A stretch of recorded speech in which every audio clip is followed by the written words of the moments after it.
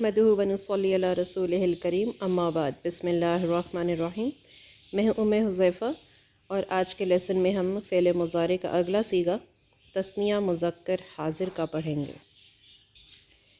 تثنیہ مذکر حاضر بالکل اسی طرح بنے گا جس طرح اس سے پہلے ہم نے تثنیہ کے صیغے بنائے ہیں، لیکن فرق کیا ہوگا؟ حاضر کو شو کرنے کے لیے شروع میں تا لگے گی۔ یہ تا علامت مضارع بھی ہے، حاضر کی بھی علامت ہے، اور تثنیہ کی جو علامت ہے وہ آخر میں لگی ہے الف، اور وہ الف اس کی فاعلی ضمیر بھی ہے۔ نون کو نون اعرابی کہیں گے اور صیغہ بنے گا تفعیلانی کے وزن پہ تضربانی، مطلب آپ دونوں مذکر یا مرد مارو گے، مارتے ہو۔ اس کا چارٹ دیکھ لیں۔ تضربانی کا چارٹ بنانا ہے، اس میں جو فاعلی ضمیر ہے وہ الف ہے، باقی تمام چیزیں اسی طرح سے لکھ لیجئے جس طرح سے ہم لکھتے آئے ہیں۔ اب ہم اگلا باب دیکھتے ہیں۔ ہم نے جو مثال لی تھی کہ ایک قلعہ ہے اور اس قلعے میں 6 دروازے ہیں، اس کے 3 دروازے کھل چکے ہیں، اس کے لیے ہم نے فعل ماضی کا جو وزن لیا ہے اس کے آئین کلمے پر زبر ہے، اور فعلہ کے ساتھ جو فعل مضارع کے پیٹرنز بنتے ہیں اس میں تینوں حرکات آتی ہیں، یعنی آئین کلمے پر کسرہ بھی آتا ہے، ضمہ بھی آتا ہے اور زبر بھی آتا ہے، اور ہر پیٹرن کے ساتھ پھر 3 ابواب بنتے ہیں الگ الگ۔ اب ہمارے پاس یہ حرکات یہاں پر ختم، تو اب ہم کیا کرتے ہیں؟ تبدیلی کہاں لائیں گے؟ فعل ماضی کے آئین کلمے پر۔ اب ہم فعل ماضی کے آئین کلمے کی حرکت تبدیل کر دیں گے۔ جی، چوتھے باب کے لیے ہم فعل ماضی کو فاعلہ کے وزن پر لے لیں گے۔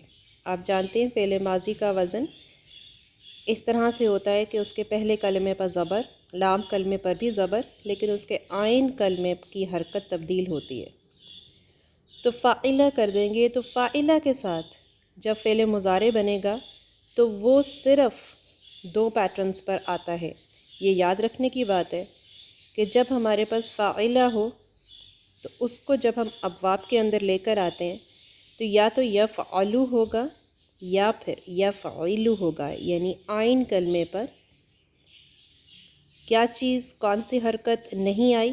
ضمہ نہیں آیا، اور اسی بات کو یاد رکھنا ہے۔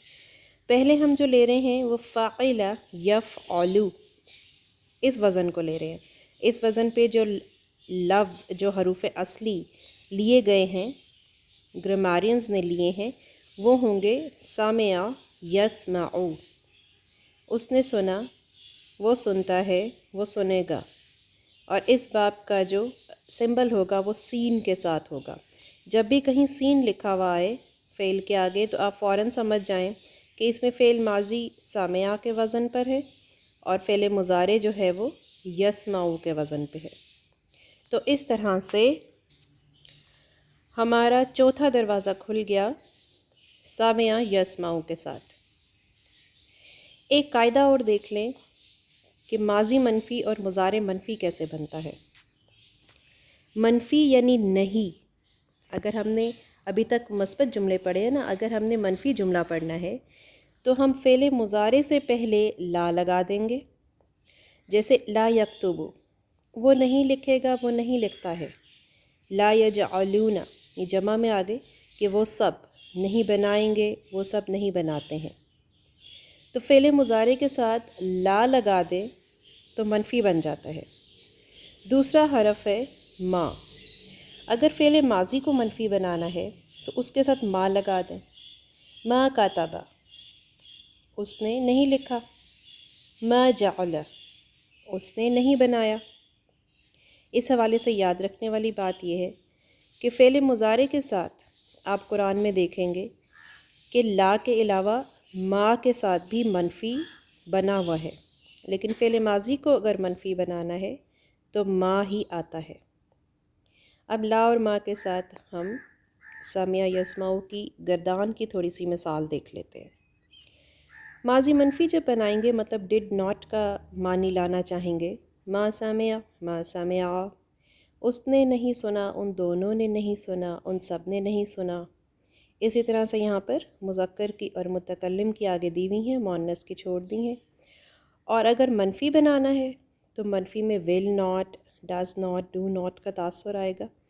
اور یہ اسٹیٹمنٹس بنانے کے لیے ہم کیا کریں گے؟ لا یسمعو، لا یسمعانی، لا یسمعون، کہ وہ نہیں سنتا ہے، وہ نہیں سنے گا. اسی طرح یہ ما کے ساتھ بھی آ جاتا ہے. ما یسمعون بھی یہی مطلب ہے کہ وہ سب نہیں سنیں گے. تو آج کا سبق اتنا ہی تھا، جس میں اگلا باب بھی پڑھ لیا، اگلا صیغہ بھی، اور ما اور لا کا استعمال سے منفی کے جملے بھی سمجھ لیے. اب تک کے لیے اتنا ہی. شکریہ. السلام علیکم ورحمۃ اللہ وبرکاتہ.